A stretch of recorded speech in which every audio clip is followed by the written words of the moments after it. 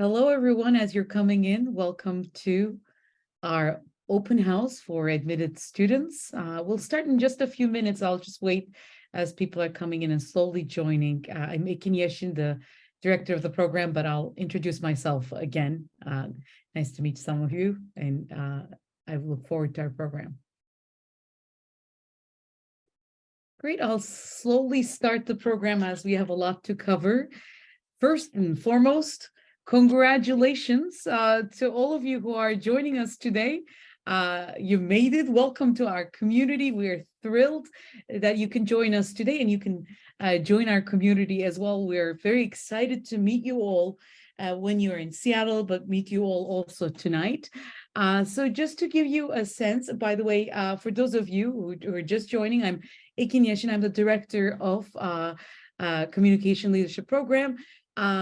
And tonight we're going to have the structure of the evening will be very much geared towards answering your questions, clarifying aspects of our program for you as you make decisions about what graduate school path you'll choose next year. So we're here for you to address any questions you may have.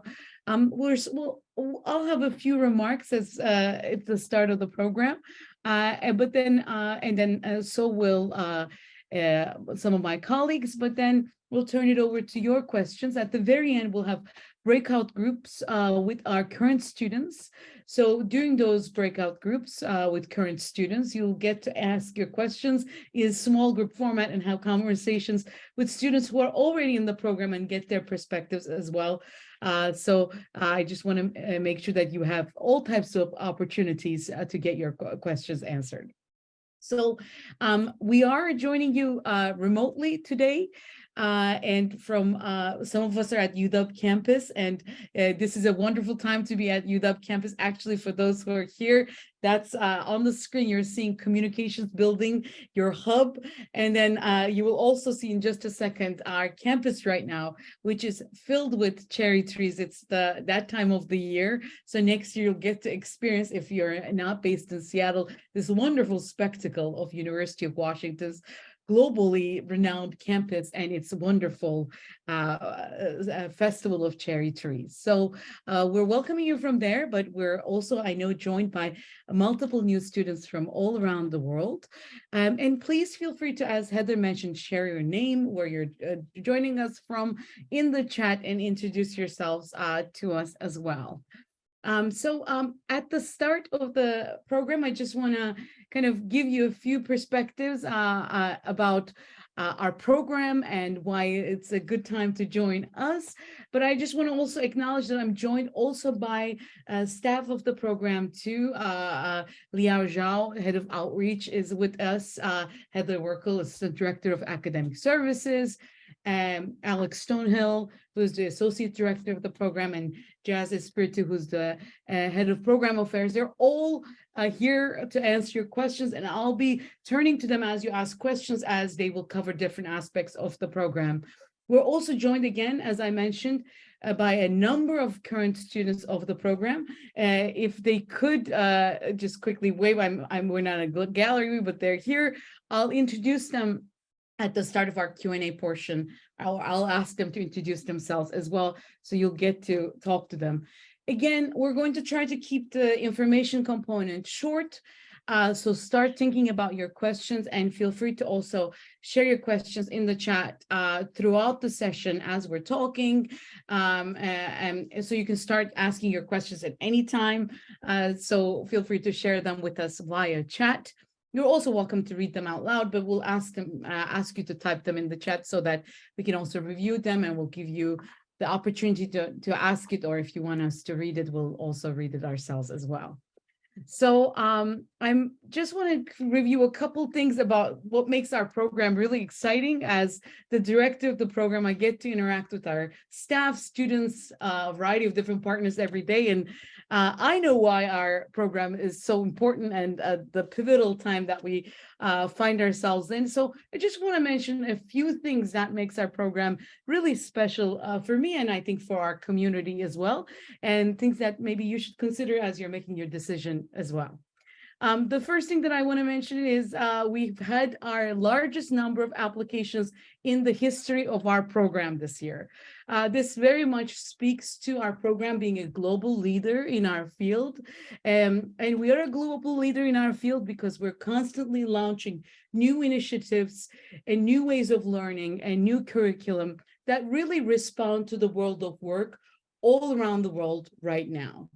So due to that, our popularity every year increases, and you're again joining a very vibrant community. In a few seconds, Heather will tell you who's joining the community with you this year. But there are so many examples of how we're leading conversations at this moment. We'll share in a few minutes in the chat one example, for example, that I've been working on. I'll share a couple current examples. In just 2 weeks, we'll have a free online learning event around communication and leadership for AI. And I want to actually invite all of you there as well. It's a great opportunity. We offer badges and we offer online events on current topics to always keep our alumni and student population up to date with key and emerging trends. And we use these opportunities also to determine new courses in our program. A note also is that for decades now, we've been offering classes in emerging tech and communication. So these very many conversations about artificial intelligence and how it changes our world of work that's happening all around the world right now is directly in our powerhouse and something that we've been thinking and talking about for a very long time. Our community also is engaged not just by way of our classes and by emerging topics, of course. Our initiatives around allowing our students to apply their learning is continuing. We have Alex Stone, who's here with us, who's our associate director, who's very much responsible from growing our initiatives with partners of our program. Our student-led consulting has been growing and serving a number of different key institutions. So our students not only take classes in the program, but also get to work with key organizations in our region and apply their learning. We post exclusive to our program multiple opportunities for you to get paid and apply your learning and work on projects with key organizations in our region. And that's a part of the experience as well. And that's been growing in the reach, growing in the types of partnerships that we're launching as well.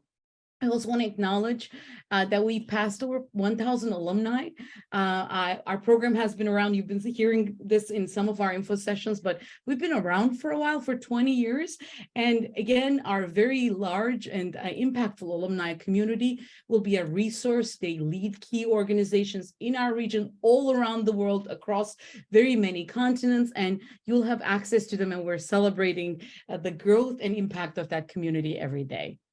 And a final example, some of you who are joining us today may opt in to join us in person this week. Of course, those of you around us are all welcome to this week's First Friday, and we'll share all the details of that in the chat as well. As well as those who want to opt in can come to my class. As a director of the program, I teach some of the foundational and required courses of our program. And just as an example of the kind of pivotal and thoughtful community and engaged learning that we offer. In my class, we think and talk about impact that our community can make across sectors and across different types of skills, from marketing to UX to different communication tools and community building tools. And each week we're featuring key leaders that come to class and meet our students in person. This week, for example, just to give you a sense of the taste of experiences in our program, the executive director of Interbrand is coming to our class.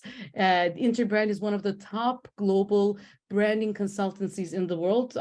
Their clients include some organizations that you may be familiar, like Microsoft and Google. And they're coming to class to share with our community their most recent brand leadership report. They usually share these reports and present these type of information to key organizations, but they also are working with us to share these insights with our students. And our students will hear from the executive director of this organization and then apply their learning to thinking about how brand leadership will look like for particularly artificial intelligence in this day and age. And their insights will be shared with a key tech company in the world. So our learning is very much applied and we do really exciting things. As I am turning it over to Heather, I just want to say two more things. So as you're making your decisions, and we'll touch upon this throughout the program by way of your questions as well. Why us? Why now? Well, I'll give you two reasons very quickly. We're a very vibrant and global community that are committed to each other. You're going to build lifelong connections, not just the very forward-thinking learning that you'll do in the program, which I already mentioned, but you'll actually have a strong foundation. And again, we really make sure that our program is not transactional, but very much community driven. So when you come to a vibrant community that are really invested in making sure that everyone does well. And then we're also building on that, a very much a values-driven program. In some of my classes, as you start the program, but throughout our curriculum too, we're always thinking and acting with our values, and very much thinking and taking that as a guiding light of our program. So that's very quick. Again, I haven't covered, of course, the vast array of what our program is about, but I want to give you more opportunity and a few more information by way of our other staff, and then turn it over to your questions again. Keep them coming. So at this point, I'm turning it over to Heather Werkel, Assistant Director for Academic Services, who'll give you an overview, who will share with you an overview of this year's cohort and some more vital information. So Heather, I'm turning it over to you. Thanks, Akin. Hi, everybody. You've all received a few emails from me so far. So if I haven't met you already in an information session, hello, now you can put the face with the name. I am the Assistant Director of Academic Services for Comm Lead. So that means that I am your academic advisor. So I'm here to help guide you through not just the admissions process, but also your degree requirements and making sure that you graduate from the program and meet all of those milestones and deadlines along the way. I wanted to today talk about, who is cohort 23? Who are you going to be joining the program with? Now, obviously, our application acceptance deadline hasn't come yet, so this is based on offers of admission. But I wanted to show you a little glimpse of, who your classmates are going to be in the program. So we have international students from 22 countries who are admitted, and I have those all listed here. You can see some of the countries, and we have some first-time countries in here, which is always exciting when we get students from new parts of the world coming to the program. So I don't think we've ever had anyone before from Ecuador or Estonia or Honduras, Kazakhstan. So some really exciting diversity across the globe in our cohort coming in. For our domestic students, we have representation from 13 different states, and those again are listed here. So you can see across the entire country, people will be coming to the program. And among our domestic students, 50% are Black, Indigenous, or people of color. So we have a very diverse cohort of domestic students as well. Of those international students from 22 countries, about a third actually earned their bachelor's degrees in the United States. So while we have global diversity, I know a lot of you are also already US students. You've finished your bachelor's degrees here and are hoping to stay here for graduate school, and we hope you join us as well. Our program, as you know, doesn't require a specific undergraduate major.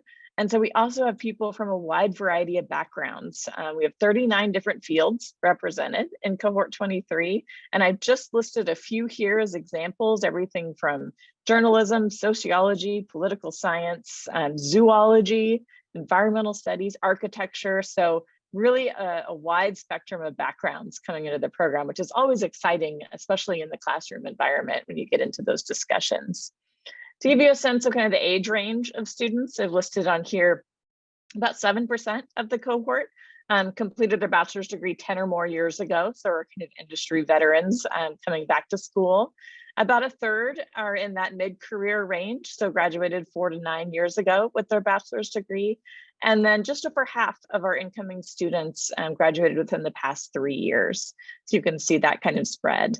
And 9% of our students coming in already have a master's degree. So we're coming back for another graduate degree in our program. Excited to say we have 17 returning Huskies who already have a UW degree. So welcome back for your graduate program. So next I want to talk about what their next steps are, what happens now that you've been admitted, and we're so excited. We hope you join the program. But our next slide just tells you a bit about what your steps are coming up. So you have until April 15th to enter your decision on your application status page. In order to do that, you'll need to create your net ID. So when you log back into your application status page, it has a box with an accept and decline button. And then right below that, it has a box talking about how to create your net ID with the link to do that. So we do hope you'll decide to accept. And when you do, you create that net ID, go in there, accept the offer. After you've accepted, that page will update with your steps to enrollment. So that tells you the things you have to take care of as you're preparing to become a UW student. And this includes submitting an official transcript, once your degree posts, the one that we've requested on there, your documentation for immunization requirements. So UW has a few different immunization requirements, measles, MMR, and then the COVID-19 vaccine. So you'll get information about that there. And then for international students, you will get an invitation to the My ISSS platform, which is where you'll complete your I-20 application. So those are some of your next steps that'll be coming up after you accept an offer. I will be holding pre-registration advising sessions in late June. And that I will send out the RSVP and details for that in early June, because you'll start registering for classes June 20th. So that's when registration opens for incoming students. You might see some messages, especially if you're a current UW student, about registration opening in May. That is only for continuing students in the program. So you have more time to decide on your classes and register. That happens for you in late June. And then we'll be having new student orientation in late September. We don't have the dates finalized for that yet, so we'll be communicating that to you over the summer. And your autumn classes begin September 27th. So that's kind of what the next few months look like. We'll have a lot of opportunities to connect with us, anywhere from this week through all across the summer. And I think we have one more slide with a few of those. Yeah, how can you connect to Comm Lead? So some of these events coming up, we have this Friday, our April 1st Friday with Alumni Fellows. And I think Liao already put the link to that in the chat a little while ago. That is at the UW campus. So if you're in the Seattle area, we would love to see you on Friday. That's at the Vista Cafe, down right on the water. So it's a really cool space. And that's going to be hosted by our Alumni Fellows. They're going to have some fun bingo games and a great way to get to know other students in the program and alumni as you're considering your offer. I can already mention the Communication and Leadership for AI that is coming up April 18th and 19th. So we invite you to join that to learn about all these new conversations happening around AI, chat GPT, all of that. And then definitely follow us on social media to stay up to date on what's going on with the program. And then we will communicate lots of other ways to connect over the summer. So with that, I will turn it back over to Ken for the introductions for our Q&A portion. Yes, thank you all. Again, as I mentioned at the start of the program, and feel free to have your cameras on, and I'm happy to read your questions. But again, hello, everyone, and great to see you all. So the next portion of next 20 or so minutes will be shared questions for all of you. So you can ask us these by way of chat, and great questions are coming by way of chat. So thank you so much. And then around 40 past, we're going to divide you into breakout groups.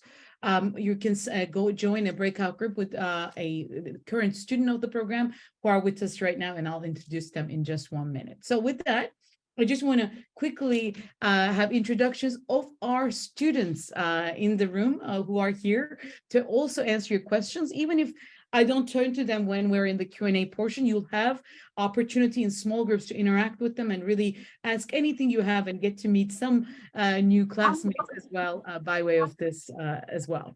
So maybe we can start with, I'm just looking at Being, and everyone can just share their name and their cohort if relevant, and then also their degree that they're pursuing in the program. Okay, hello everyone, I'm Bing Wu, I'm from cohort 22. Yeah, and I'm CDM track, and I'm also an international student from China. I worked as US researcher before, and I came to Comm Lead right after finishing my bachelor degree. I also run Comm Lead WeChat account and the chat group here, so feel free to connect with me on WeChat or ask me anything you may have.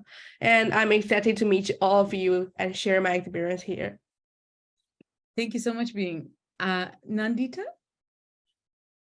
Thank you again. Hi, everyone. Congratulations and welcome. We're very excited to have you all here. I'm Nandita Nandakumar, and from cohort 22. I'm studying communities and networks here. I'm also the outreach manager for the Comm Lead consultancy that Ekin was talking about. And I moved to Seattle from Bangalore, where I was working for the last 5 to 6 years in the Indian startup and the venture capital ecosystem. So feel free to hit me up for any questions related to that, or if you just want to, get a coffee and speak about your experience working there. And I look forward to getting to know all of you. And congratulations again. Thank you so much. Clara? Hi, everybody. I'm Clara.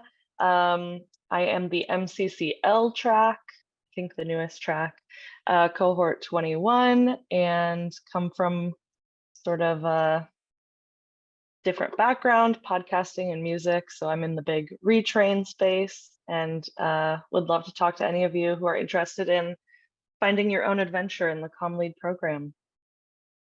Thank you so much. Bella?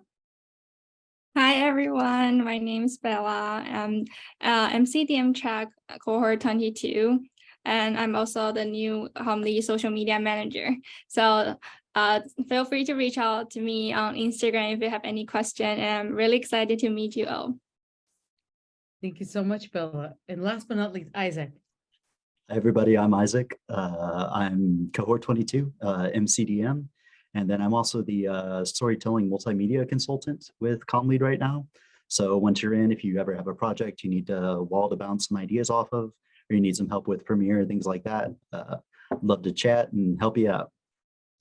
And congratulations. Thank you so much again. I think the presence of our students very much speak to, one, the opportunities in the program to engage with us beyond classes, and our commitment and our program community's commitment to us as well. And again, we have a number of staff here. So I just want to jump into questions, and I'll ask it to different people for different perspectives as well. And again, if anything is not answered here, feel free to reach out to us after this session, or feel free to bring up those questions at your breakout groups as well. So the first question that we have is from Jebby, and it is Jebby's asking us to provide a brief description of the difference between MCDM and MCCN. Maybe what I could do for this question is, Alex, maybe I'll turn to you, as Alex is our associate director, but also an alumni of our program from MCCN. And so maybe I can kind of ask you for the difference, and then ask one of our student representatives here who are at MCDM track to share with us why they picked MCDM. So please. For sure, yeah. So I think there are a lot of different sort of binaries that we use to describe those, the kind of difference between those two degrees. I would say first off, there is a lot of commonalities between them. I think the best way to get a sense of it is to look at the classes page and just look any quarter, the latest quarter at the classes, and look at the ways that they're labeled. Some of them will be labeled as MCCN classes, some will be labeled as MCDM digital media classes, and some of them will be labeled as track neutral. And that'll kind of show you that the sort of like where those two programs intersect. But the CN communities and networks degree is certainly, like, I think of it as an emphasis on kind of like two-way conversation. What is the communities that we're speaking to? So like the who that we're communicating with, and the DM digital degree about the what, like the ways that we're communicating the kind of content. There are kind of a lot of other ways to describe that. I heard the MCCN student describe the CN degree as kind of the overlapping Venn diagrams of DEI, organizational internal communication, and a few other kind of things in that realm. Yeah, I'd love to hear from some students who are in either of those degrees to speak to kind of what made them choose one or the other. Yes, so maybe an MCDM, a current MCDM student, would you share with us why you picked MCDM? I know that Being and Bella and Isaac are MCDM, so whichever one of you, please unmute and share with us very briefly a reason or two why you picked MCDM. Yeah, maybe I will go first. Actually, I really love the concentration of storytelling, emerging media, and also like user-centered design. And I really want to apply my previous experience as UX researcher to my future, career goal. And I think that's the main reason I chose MCDM. And I really want to use the communication strategy in digital media to like emphasize content creation and adapting to emerging technologies. And I think you can get what you want in MCDM track. Great. Thank you, Bing, for sharing that. Maybe Nandita, could you share with us quickly why you picked CN? Thank you. Yes, so I previously worked, I come from an engineering background, and I was put into a spot where I took up a community role in my previous firm. And I also quickly realized that communicating to a community, community, I would say, segment itself is very difficult, because you need to create your communication channels in the beginning, and also into formats where you're accessible to everybody around. So that's something what I want, that was what I wanted to learn actually. But coming here, my perspective has changed quite a bit. It's also about communicating in such a way that you create an impact, and you persuade your community to follow you and to join you in your cause. So that's what I've been predominantly studying here. And some of the other things that we have been, given access to are the technology fronts, like where we do learn communicating from at the intersection of technology. And that's something that none of the other programs had offered. So new things you learn when you start studying here. Great. And Clara, very briefly, I want to make sure that we also have CL represented. So our new degree, 60 credit option, communication leadership. What was different about CL, or what are you doing that's different than the other 2 degrees? Yeah, well, first of all, it's longer, so buckle up if you're into it. But I was really into it. I wanted more time in the program to really find my way in communications and discover like which parts of it were really speaking to me. Also because I'm retraining from a different field, like the fact that the internship was required was really meaningful to me. I was like, oh, great, this like holds my feet to the fire. I have to do this experience that's gonna give me the experience. And also, as I said in my introduction, like you just get to choose your own adventure a little bit more. All of those classes, both in terms of technology or storytelling or more DEI initiative work, all of that is available to you, and you get to kind of create that focus for yourself, which really appealed to me. Thank you so much. And that's kind of a quick overview of all our degrees. Now, what I'm going to go through is there are a number of kind of logistical questions about financial aid and I-20. I'll reserve those and I'll ask them all together to Heather, who will be able to answer all those questions in a minute. So I want to go through a few more questions that are a bit more geared towards kind of understanding the experience. And there are a number of questions from I'm seeing Kana and Annie as well about opportunities to work when in the program. So as you heard, many of our students are here and they're already working in the program. So that's a testament to the opportunities we have. So there are a variety of different jobs that are available for our students. I'm going to again turn it over maybe to Alex, Liao, and Jazz very briefly to lay out. Can you all share a few opportunities? Maybe I can start with Liao. Liao, I know that a few students work with you, so what do they do? And maybe after that, Jazz, very quickly.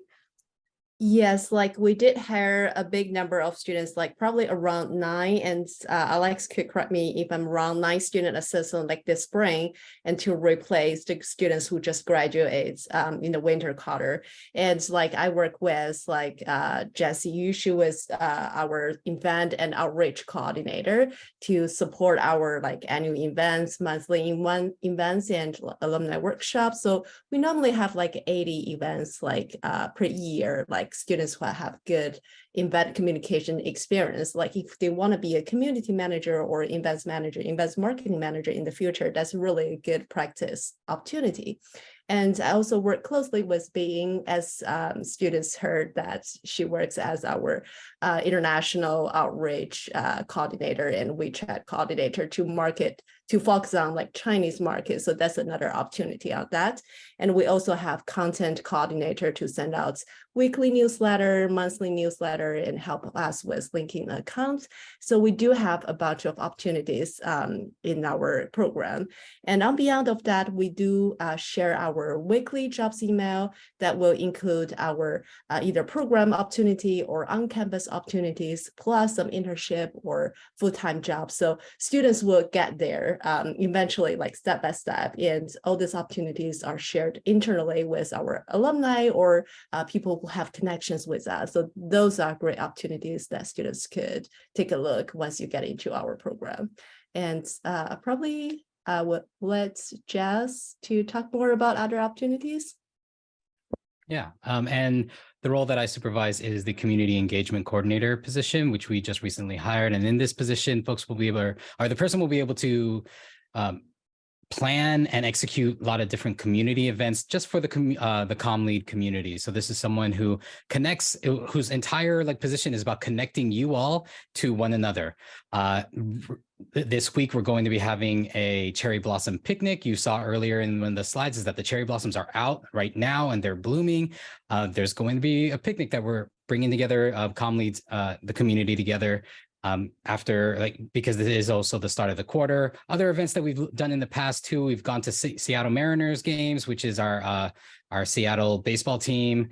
We've done bowling nights. We've done other kind of potlucks, and we've taken folks over. I think just recently we took a group of folks to the Seattle Meowtropolitan Cafe, which is like a cat cafe. So again, a lot of these events are meant solely really to connect you all outside of the classroom, outside of the academics, because you all are sharing this kind of these values and this program, and it's important that you all are get to know one another. So that position is something that is something that we have established here at the program, and we hope to continue to make that happen. So, yeah. Yeah. Yeah, I was just going to go with you to share the other layer of our opportunities. Yeah, so there are a couple more positions that Bella and Isaac in their introductions sort of summarize those. So we, of course, internally are always using our student power and energy to help us with various different communication tasks, as you've heard described. And then other units on campus also like to do that. So there's vast communication sort of need from other units on campus. So we have a lot of ongoing positions with different units, from the Graduate Students Equity and Excellence organization to there are a few others, iLabs, Institute for Learning and Brain Sciences, Genome Sciences, the Center for an Informed Public. There are all sorts of units on campus that are hiring our students in these kinds of similar roles. So those are always advertised through that jobs email that Liao mentioned. And then there is a student consultancy team that is staffed by Nandita, is just starting in one of those roles, and then a couple of other students. They're working to develop partnerships both with on-campus organizations, but also with off-campus nonprofit organizations and small businesses. And we're working more towards startups as well right now. I think we have Clara here sort of representing that. She's in a position with MLK Labor, a local coalition of labor unions that started as a consultancy position, a paid consultancy position, and then grew into a kind of independent employment with them. So that consultancy has served several hundred clients over the course of the last few years, and several hundred students, both in volunteer roles and then in many paid roles as well. So I'd say there's quite a bit. Then if you want to start, there was another question about starting to think about how to find roles like that. You can certainly start tracking that Monday jobs email as soon as you're added to the email list. I'm not exactly sure when that happens, but then also you can get onto Handshake, which is the platform through which pretty much all of the UW campus jobs are advertised. So you can build a profile there, and then you will start seeing hundreds, thousands of campus jobs. It's hard for me to speak to the exact level of sort of ease that question was asking, but there are certainly a ton, from cafeteria jobs to library jobs to jobs supporting other departments. There are a lot of departments, as I was saying, looking for communication support. And so you should be coming in as a professional graduate student, be eminently employable on campus because of your existing skills and the new skills you're building. So with that, I want to just turn over to a couple of questions, and thank you all for your questions too. We'll try to answer as many of them as possible. So a question here is about being interested in pursuing a PhD. Maybe I can engage with Heather and myself as a PhD myself. I teach in the program and I'm a member of the graduate faculty of the department as well. And just so you know, majority of our faculty are professionals, but we also have department faculty teach classes in the program. We have a number of students that have done independent studies. We also have them enrolled in our MA PhD program, which is also at the department's classes. Upon further kind of investigation and thinking about talking to me, talking to Heather, there are a variety of options for you to kind of tailor. Of course, again, just want to highlight most of our classes core subject matter is practical in nature and is very much geared towards professionals, but that doesn't mean that we do not look at different academic ways of inquiry and not have those opportunities in our program. A number of professional faculty in the program also have PhDs. They just use that to leverage their jobs in the field as well. So we have some of those opportunities. Heather, is there anything you want to add to that? Yeah, I would just say that it really depends on what kind of PhD you're looking to do. We are a professional program, so we're not classified as an academic research program. So depending on which type of PhD you're interested in doing, they may or may not recognize this program as a master's to go into that. The type of programs that we have had students pursue after this that kind of did recognize our degree as some level of preparation for a PhD was, for example, the information school here at University of Washington has a PhD in information. I forget what it's actually called, information science, so that we've had students go that route.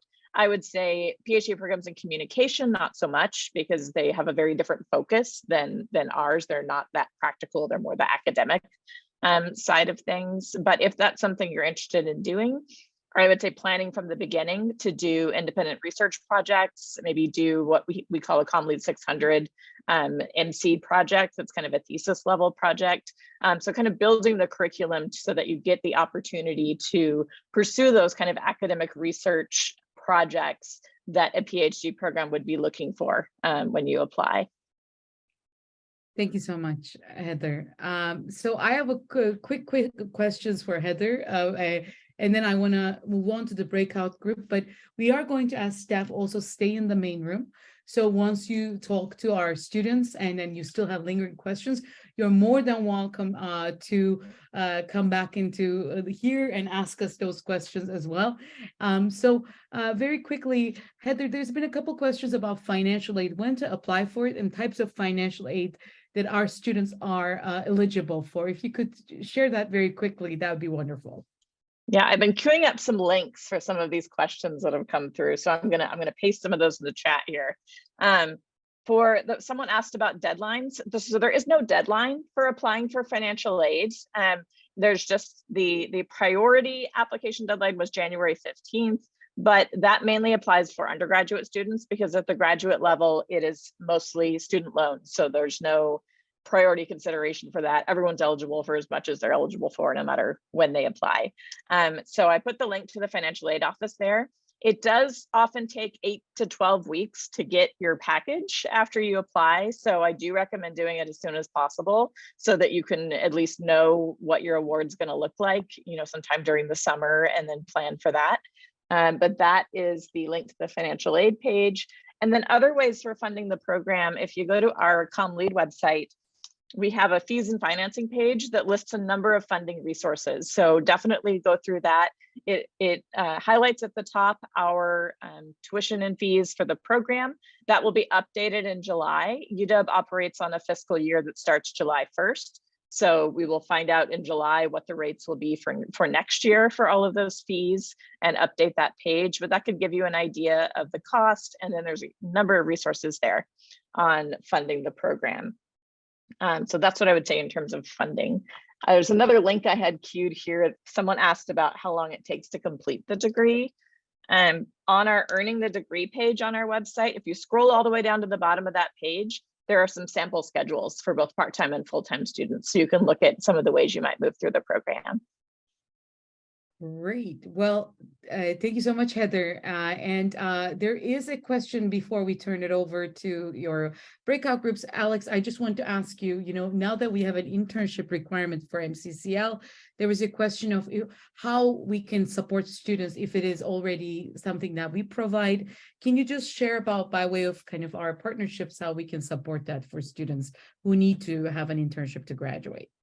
Yeah, I mean, we're building that capacity as there's kind of need for it. Previously, internships that were more kind of opt-in for all students, so they would typically find them themselves, and now there's a lot more enthusiasm for it. So like I mentioned before, we have a pretty vast network of community partners that we work with, and the consulting projects that we do tend to be a little bit more like consulting, where the student is bringing a skill to the organization that the organization doesn't already have internally.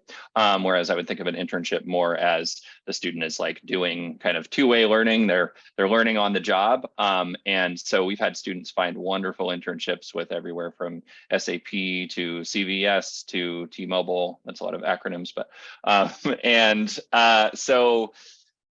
we're now in our intake process with new clients looking at, like, is this a better opportunity for an internship, or in addition to this consultancy opportunity we're building, do we have an opportunity to build an internship there?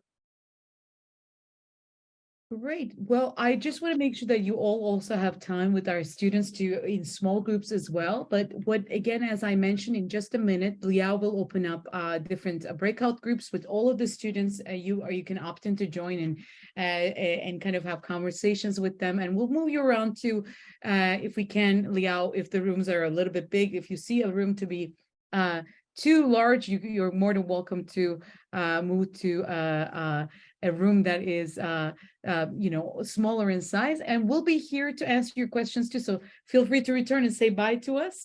But enjoy the breakout room conversations. Will be about 15 minutes, 15-20 minutes with the students that are there.